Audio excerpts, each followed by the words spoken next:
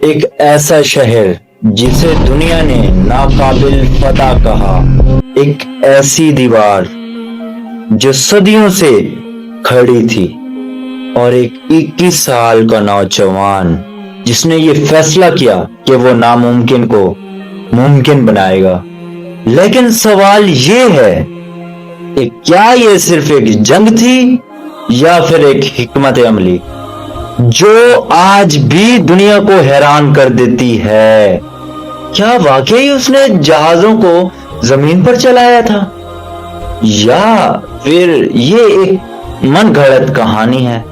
سچ کیا ہے؟ تو دوستو، آج کی ویڈیو میں آپ کو بتاؤں۔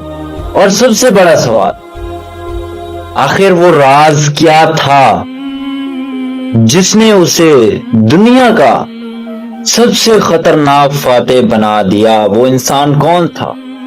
آج آپ ایک کہانی نہیں سننے والے، آج آپ ایک داستان سنیں گے، ایک ایسے خواب کی، ایک ایسے جنون کی، اور ایک ایسی فتح کی جو قیامت تک یاد رہے گی۔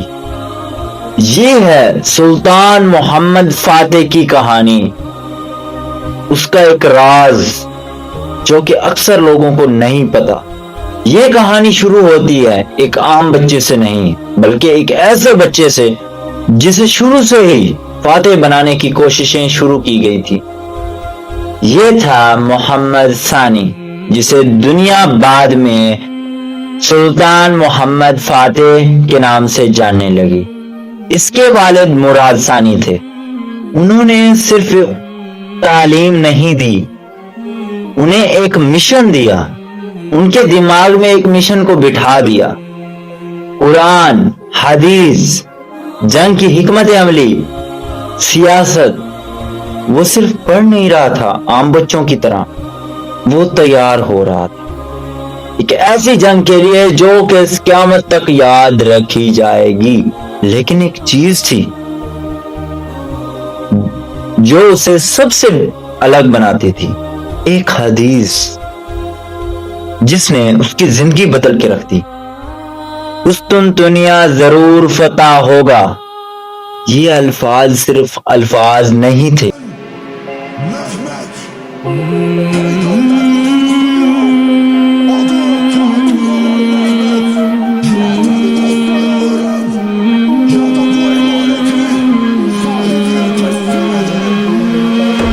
نہیں تھے، یہ ایک وعدہ تھا۔ محمد فاتح نے اس وعدے کو اپنی زندگی بنا لیا۔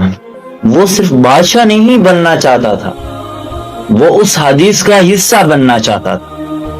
قسطنطنیہ یہ ایک ایسا شہر ہے جو 3 طرف سے سمندر سے گھرا ہوا ہے، اور چوتھی طرف ایسی دیواریں ہیں جو صدیوں سے کھڑی تھی۔ ہر حملہ ناکام، ہر بادشاہ شکست کھا کر چلا جاتا تھا۔ اس شہر کو کسی کے بس میں نہیں تھا کہ اس کو فتح کیا جائے، لیکن سلطان محمد فاتح نے یہ ثابت کر کے دکھایا کہ مسلمان کسی سے کم نہیں۔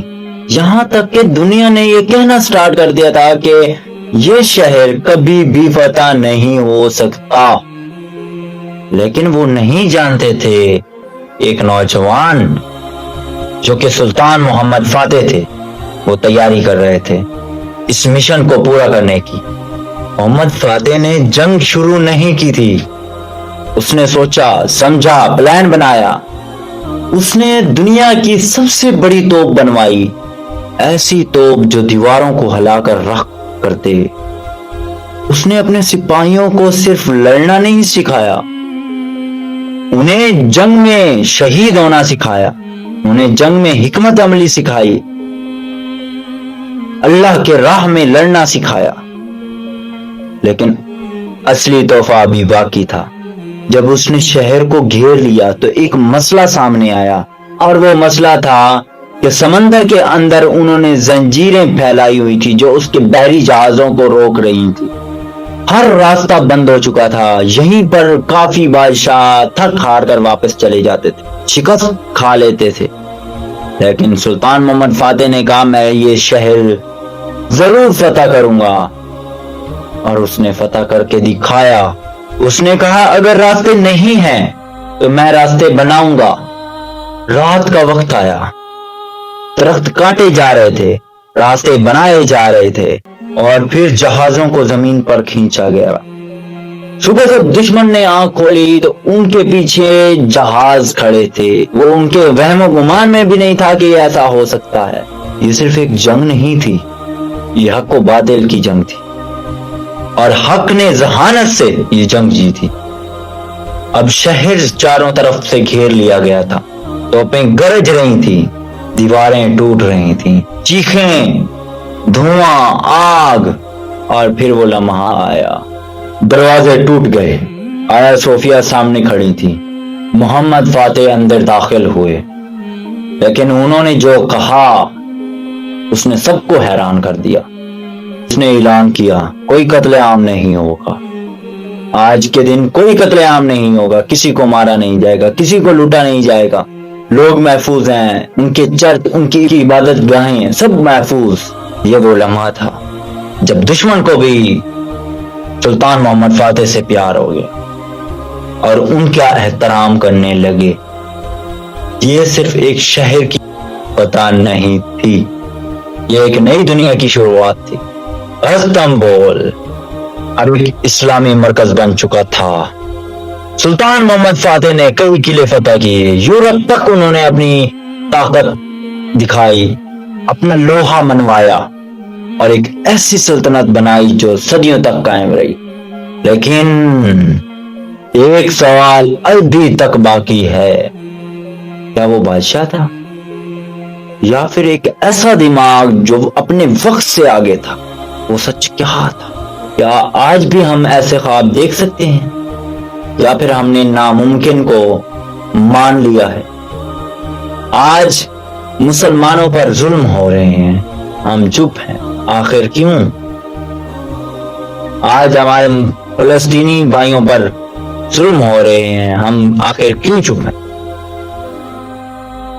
اگر دیکھیں تو سلطان محمد فاتح نے کس طریقے سے، کس جرأت سے انہوں نے قسطنطنیہ کو فتح کیا تھا۔ انہوں نے کسی کے اوپر ظلم نہیں کیا۔ آج یہی یہودی ہم پہ ظلم کر رہے ہیں، ہمارے بھائیوں پہ، ہماری بہنوں پہ، آخر کیوں؟ آخر ہم کیوں چپ ہیں؟ کیا آج کا مسلمان کائر ہے؟ کیا آج کا مسلمان موت سے ڈرتا ہے؟ کیا تم نے پچھلے جنگجوؤں کو نہیں دیکھا جو اپنی سر پہ کفن باندھ کے جاتے تھے میدانوں میں؟ کیا آج ہم خاموش ہیں؟ کیوں خاموش؟ کیا یہ زندگی ہمارے لیے یہی زندگی ہے؟ کیا ہم نے اللہ کو منہ نہیں دکھانا؟ ہم کیوں چپ ہیں؟ کمنٹ سیکشن میں اپنی رائے کا اظہار ضرور دیجیے گا۔